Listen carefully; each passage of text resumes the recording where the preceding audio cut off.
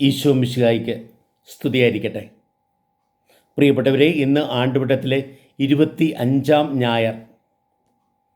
ഇന്നത്തെ ബൈബിൾ വായനകൾ നമ്മളെ പഠിപ്പിക്കുന്നത്, നമ്മളെ ഓർമ്മപ്പെടുത്തുന്നത് ഒരു ക്രിസ്തു ശിഷ്യൻ ഒരു നേതാവാണ് എന്നുള്ളതാണ്.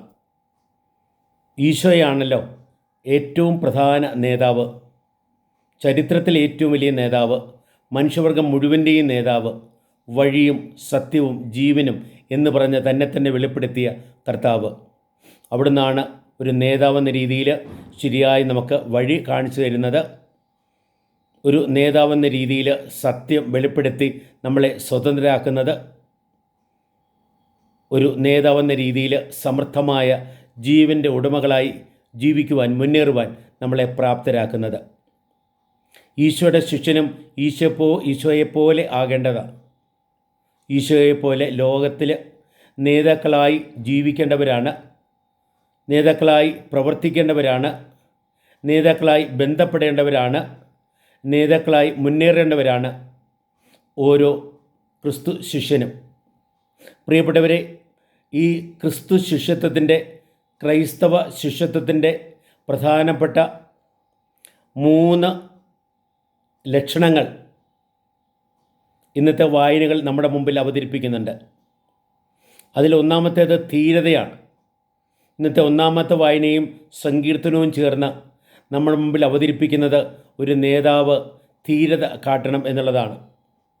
ലോകം മുഴുവനും തനിക്കെതിരെ വന്നാലും, ആരെല്ലാം എതിർപ്പുകൾ പറഞ്ഞാലും, ആരെല്ലാം തടസ്സപ്പെടുത്താൻ ശ്രമിച്ചാലും, ആരെല്ലാം കൊല്ലാൻ ശ്രമിച്ചാൽ പോലും അതിന് മുമ്പിൽ ദൈവത്തിൽ പൂർണ്ണമായും ആശ്രയിച്ചുകൊണ്ട് താൻ ദൈവത്തിൻ്റേതാണ്, ദൈവം തൻ്റെ കൂടെയുണ്ട്, ദൈവം തന്നെ ശക്തിപ്പെടുത്തുന്നു, ദൈവം തന്നെ നയിക്കുന്നു, ദൈവ ദൗത്യമാണ് താൻ നിറവേറ്റേണ്ടത് എന്ന ഒരു ബോധത്തോടെ എന്തിനേയും തരണം ചെയ്ത്, ധീരതയോടെ തരണം ചെയ്ത് മുന്നേറുവാനായിട്ട് ഒരു ക്രിസ്തു ശിഷ്യൻ, ഒരു ക്രൈസ്തവ നേതാവ് ശ്രദ്ധിക്കണം. അതാണ് ഇന്നത്തെ ഒന്നാമത്തെ വായന നമ്മളെ പഠിപ്പിക്കുക. ഒന്നാമത്തെ വായന നമ്മളോട് പറയുന്നത്, വിജ്ഞാനത്തിൻ്റെ പുസ്തകത്തിൽ നിന്ന് പറയുന്നത് ഏതാണ്? ആൾക്കാർ ചേർന്ന് ഒരു വിധത്തിൽ നമുക്കെതിരെ ഗൂഢാലോചന നടത്തുക, നമുക്കവനെ പരീക്ഷിക്കണമെന്ന് പറഞ്ഞു. അവൻ പറയുന്നതൊക്കെ ശരിയാണോ? അവൻ നമ്മളെയെല്ലാം ഇങ്ങനെ കുറ്റം വിധിക്കുന്നില്ലോ, നമ്മുടെ തെറ്റുകളെക്കുറിച്ച് നമ്മളെ ബോധപ്പെടുത്തുന്നുവല്ലോ, നമ്മളെയൊക്കെ ചെറുതാക്കാനാണല്ലോ അവൻ ശ്രമിക്കുന്നത് എന്ന രീതിയിൽ നമുക്ക് അവനെ എങ്ങനെയും ഒന്ന് ചെറുതാക്കാം, അവനെ പരിശോധിക്കാം. അവൻ പറയുന്നതനുസരിച്ച് ദൈവം വന്ന് അവനെ രക്ഷിക്കുമോ, ദൈവം അവൻ്റെ കൂടെയുണ്ടോ എന്ന് നമുക്കപ്പോൾ അറിയാമല്ലോ എന്ന് പറഞ്ഞ് ഒരു നേതാവിനെ എതിർക്കുന്ന ജനത്തെയാണ് ഇന്നത്തെ ഒന്നാമത്തെ വായന അവതരിപ്പിക്കുന്നത്. അവിടെ ധീരതയോടെ നിലകൊള്ളുന്ന ആ മനുഷ്യൻ്റെ ചിത്രമാണ് ഇന്നത്തെ സങ്കീർത്തനം പ്രിയപ്പെട്ടവരെ നമ്മുടെ മുമ്പിൽ അവതരിപ്പിക്കുക. എല്ലാവരും എനിക്കെതിരെ വന്നാലും, അവരെല്ലാം എന്നെ പീഡിപ്പിക്കാൻ ശ്രമിച്ചാലും, ഞാൻ കർത്താവിൽ ആശ്രയിക്കുന്നു. എൻ്റെ കർത്താവ് എൻ്റെ കൂടെയുണ്ട്, എന്നെ സംരക്ഷിച്ച്, എന്നെ പരിപാലിച്ച്, എന്നെ അനുഗ്രഹിച്ച്, എന്നെ ആശ്വസിപ്പിച്ച്, എന്നെ ശക്തിപ്പെടുത്തി അവിടുന്ന് എൻ്റെ കൂടെയുണ്ട്. അതുകൊണ്ട് ആർക്കും എന്നെ തകർക്കാനാവില്ല എന്ന ബോധ്യത്തോടെ, ധീരതയോടെ ഒരു ക്രിസ്തു ശിഷ്യൻ ജീവിതത്തിൽ, ലോകത്തിൽ മുന്നേറണം എന്ന് ഒന്നാം വായനയിൽ സങ്കീർത്തനവും പ്രിയപ്പെട്ടവരെ നമ്മളെ പഠിപ്പിക്കുക. നമ്മൾ ഇന്നത്തെ രണ്ടാമത്തെ വായനയിലേക്ക് നോക്കുമ്പോൾ അവിടെ ഒരു ക്രിസ്തു ശിഷ്യൻ നല്ല വീക്ഷണം ഉള്ളവനാണ്, വിജ്ഞാനമുള്ളവനായിരിക്കണം, ദൈവിക വിജ്ഞാനമുള്ളവരായിരിക്കണം, ദൈവത്തിൻ്റെ കാഴ്ചപ്പാടോടെ എല്ലാം നോക്കിക്കാണുന്നവനും ദൈവത്തിൻ്റെ മനോഭാവത്തോടെ ജീവിതത്തെ സമീപിക്കുന്നതിനുമാകണം എന്ന് രണ്ടാമത്തെ വായന വെളിപ്പെടുത്തുക. ആ രണ്ടാമത്തെ വായനയിൽ യാക്കോബ് അപ്പോസ്തലൻ 2 തരം വിജ്ഞാനത്തെക്കുറിച്ച് പറയുന്നുണ്ട്. പ്രിയപ്പെട്ടവരെ, ഒരു വിജ്ഞാനം ലോകത്തിൻ്റെ വിജ്ഞാനമാണ്. ആ വിജ്ഞാനത്താൽ നമ്മൾ നിറയുമ്പോൾ നമ്മൾ അഹങ്കാരികളായി മാറും, അസൂയാലുക്കളായി മാറും, സ്വാർത്ഥരായി മാറും. മറ്റുള്ളവരെ എങ്ങനെ പീഡിപ്പിക്കാനാവും എന്ന രീതിയിലായിരിക്കും അവിടെ നമ്മുടെ ചിന്ത. നേരെ മറിച്ച് നമ്മൾ സ്വർഗത്തിൽ നിന്നുള്ള ദൈവവിജ്ഞാനത്താൽ നിറയുമ്പോഴോ അത് നമ്മളെ സ്നേഹത്താൽ നിറയ്ക്കും, കരുണയാൽ നിറയ്ക്കും. അവിടെ നമുക്ക് മറ്റുള്ളവർക്ക് വേണ്ടി നിലകൊള്ളാനായിട്ട് സാധിക്കും. നമ്മുടെ അഹങ്കാരത്തെ വെടിഞ്ഞ് എളിമയുടെ തലത്തിലേക്ക് ഇറങ്ങി വരാൻ അപ്പോൾ നമുക്ക് സാധിക്കും. നമ്മുടെ സ്വാർത്ഥത വെടിഞ്ഞ് പ്രിയപ്പെട്ടവരെ എല്ലാവർക്കും വേണ്ടി നിലകൊള്ളുവാൻ നമുക്ക് അപ്പോൾ സാധിക്കും. നമ്മുടെ അസൂയയെ വെടിഞ്ഞ് മറ്റുള്ളവരുടെ നന്മയിൽ സന്തോഷിക്കുന്നവരാകാൻ നമുക്ക് സാധിക്കും. അതാണ് ദൈവവിജ്ഞാനം, ക്രിസ്തുവേകുന്ന വിജ്ഞാനം നമ്മളെ പഠിപ്പിക്കുന്നത് പ്രിയപ്പെട്ടവരെ. അങ്ങനെ ആ രീതിയിൽ ഒരു ക്രിസ്തു ശിഷ്യൻ ലോകത്തിൻ്റെ വിജ്ഞാനത്താൽ നയിക്കപ്പെടുന്നവനല്ല, പിന്നെയോ ദൈവത്തിൻ്റെ വിജ്ഞാനത്താൽ നയിക്കപ്പെടുന്നവനാണ്. ലോകത്തിൻ്റെ വിജ്ഞാനത്തിലൂടെ ലോകത്തെ മുഴുവനും അറിയണം. പക്ഷേ അവിടെയും നമ്മൾ അതിനെയും ഒരു വിധത്തിൽ ശുദ്ധീകരിക്കണം ദൈവവിജ്ഞാനം കൊണ്ട്. ദൈവവിജ്ഞാനത്താൽ നിറഞ്ഞ സ്നേഹവും അനുകമ്പയും ആർദ്രതയും നിറഞ്ഞ പ്രിയപ്പെട്ടവരെ മറ്റുള്ളവരെ ശുശ്രൂഷിക്കുന്നവരായി നമുക്ക് ജീവിക്കുവാനായിട്ട് സാധിക്കണം. നമ്മൾ ഇന്നത്തെ സുവിശേഷത്തിലേക്ക് നോക്കുമ്പോൾ അവിടെ കർത്താവ് തൻ്റെ ശിഷ്യന്മാരെ നല്ല നേതാക്കന്മാരാകുവാൻ പഠിപ്പിക്കുക. കാരണം അവർ തർക്കിക്കുകയായിരുന്നു തങ്ങൾ ആരാണ് വലിയവനെന്ന്. കർത്താവ് ഈ മർക്കോസിൻ്റെ സുവിശേഷത്തിൽ പ്രിയപ്പെട്ടവരെ നമ്മൾ കാണുന്ന ഒരു കാര്യമുണ്ട്. ഗലീലയിലെ തൻ്റെ ശുശ്രൂഷ ഒരു വിധത്തിൽ പൂർത്തീകരിച്ച് ജെറുസലേമിലേക്ക് യാത്രയാകാൻ തുടങ്ങുമ്പോൾ ചെസ്രിയ ഫിലിപ്പിയിൽ വെച്ച് കർത്താവ് തൻ്റെ ശിഷ്യന്മാരോടൊരു ചോദ്യം ചോദിച്ചു. ആദ്യം ചോദിച്ചത് ഞാൻ ആരാണെന്നാണ് ജനങ്ങൾ പറയുന്നത്. അവർ പല ഉത്തരവും പറഞ്ഞു. എന്നിട്ട് കർത്താവ് ചോദിച്ചു ഞാൻ ആരാണെന്നാണ് നിങ്ങൾ പറയുന്നത്. അതിന് പ്രത്യുത്തരമായിട്ട് പത്രോസ് പറഞ്ഞു നീ ക്രിസ്തുവാണ് എന്ന് പറഞ്ഞു. ഞങ്ങളുടെ പ്രതീക്ഷയുടെ സാക്ഷാത്കാരമാണ് എന്ന്, ഞങ്ങളെല്ലാവരും കാത്തിരുന്നവനാണ് നീ എന്നെല്ലാം പറഞ്ഞ രൂപത്തിൽ കർത്താവിൻ്റെ ആ ക്രിസ്തുത്വം, അതായത് ദൈവത്താൽ അഭിഷേകം ചെയ്യപ്പെട്ട് അയക്കപ്പെട്ടവൻ എന്ന ആ ഒരു യാഥാർത്ഥ്യം അവിടെ വെളിപ്പെടുത്തപ്പെട്ടു. എന്നാൽ പ്രിയപ്പെട്ടവരെ അവിടെ കർത്താവ് അവരെ പഠിപ്പിക്കുന്നുണ്ട്. അവരെ പഠിപ്പിക്കാനായിട്ട് തുടങ്ങി. എന്താണെന്നറിയാവോ? ഈ ക്രിസ്തുവാകുന്ന ഇത് ലോകത്തിൻ്റെ ചിന്താഗതി അനുസരിച്ചല്ല, പിന്നെയോ പാടുപീഡകൾ സഹിച്ച് സഹനത്തിലൂടെ മരണത്തിലൂടെ ഉത്ഥാനത്തിൻ്റെ അനുഭവത്തിലേക്ക് വന്നാണ് പ്രിയപ്പെട്ടവരെ അവിടെ താൻ മിശിഹായാണെന്ന് വെളിപ്പെടുക എന്ന് ഈശോ വെളിവാക്കാൻ തുടങ്ങി. ശിഷ്യന്മാർക്ക് അതാദ്യം ഉൾക്കൊള്ളാനായിട്ട് സാധിച്ചില്ല. അവർ കർത്താവിന് തടസ്സം പറയാൻ തുടങ്ങി. ആ കാര്യമാണ് കഴിഞ്ഞ ഞായറാഴ്ച പ്രിയപ്പെട്ടവരെ നമ്മൾ വായിച്ചു കേട്ടത്.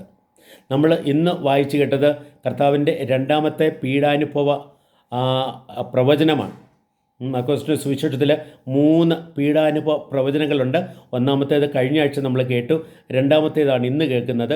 മൂന്നാമത്തേത് നമ്മളിപ്പോൾ ഈ വർഷം നമ്മൾ പ്രത്യേകമായിട്ട് കേൾക്കുന്നില്ല. അപ്പം രണ്ടാമത്തെ ആ പ്രവചനം കർത്താവ് പറഞ്ഞു, ഞാൻ മനുഷ്യരുടെ കരങ്ങളിൽ ഏൽപ്പിക്കപ്പെടും, അവർ എന്നെ പീഡിപ്പിക്കും, അവരെന്നെ കൊല്ലും, എന്നാൽ 3-ാം ദിവസം താൻ ഉയർക്കും.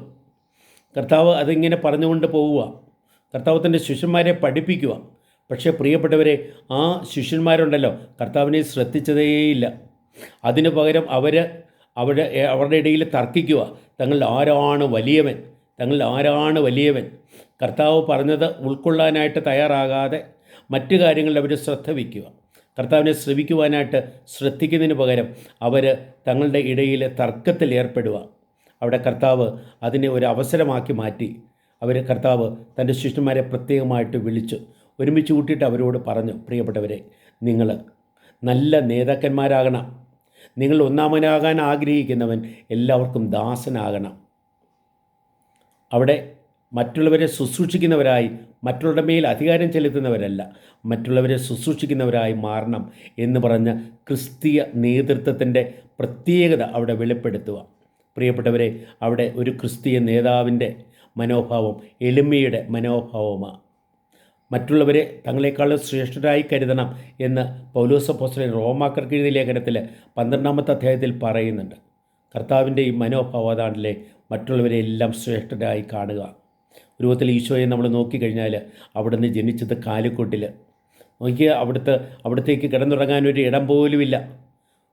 മരിക്കാൻ പോലും ഒരു ഇടം ഭൂമിയിൽ കിട്ടിയില്ല. മനുഷ്യപുത്രൻ്റെ തലചായ്ക്കാൻ ഇടമില്ല എന്നുള്ള ആ ഒരു അവസ്ഥയിലായിരുന്നു കർത്താവ് ജീവിച്ചതൊക്കെ. ഒരു വിധത്തിൽ തൻ്റെ ജീവൻ രക്ഷിക്കുവാൻ സ്വന്തം നാടും വീടും ഉപേക്ഷിച്ച് പോകേണ്ടി വന്നു. ഏറ്റവും ശിശുവായിരിക്കുമ്പോഴേ തന്നെ ആ രീതിയിൽ എപ്പോഴും കർത്താവിൻ്റെ എതിർപ്പുകളൊക്കെ നേരിടേണ്ടി വന്നു. എന്നാൽ അവിടെയെല്ലാം പ്രിയപ്പെട്ടവരെ കർത്താവിൻ്റെ മനോഭാവം എന്തായിരുന്നു?